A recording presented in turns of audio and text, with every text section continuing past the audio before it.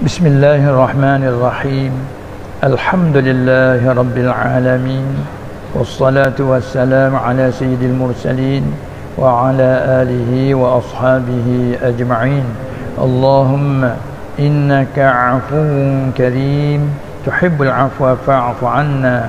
اللهم اغفر لنا ولوالدينا وارحمهم كما ربونا صغارا، ولأزواجنا ولأولادنا ولذرياتنا ولمشايخنا ولأصحاب الحقوق علينا ولجميع المسلمين والمسلمات الأحياء منهم والأموات.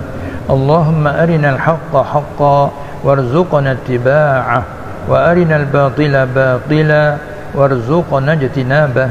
اللهم ارزقنا علما نافعا ورزقا حلالا طيبا مباركا فيه وعملا مقبولا وسعادة الدارين.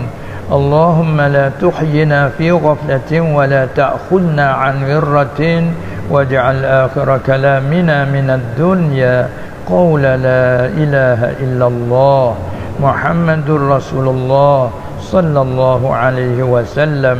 اللهم اجعلنا من التوابين، واجعلنا من المتطهرين، واجعلنا من الصابرين، واجعلنا من المتوكلين، واجعلنا من العارفين حق معرفتك، واجعلنا من عبادك المخلصين برحمتك يا أرحم الراحمين.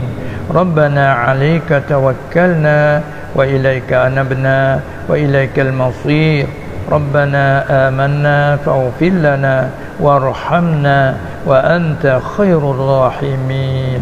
ربنا لا تزغ قلوبنا بعد إذ هديتنا وهب لنا من لدنك رحمة إنك أنت الوهاب.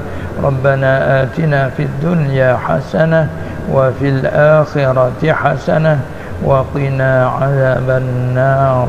وصلى الله على سيدنا محمد وعلى آله وصحبه أجمعين، والحمد لله رب العالمين. تقبل الله منا.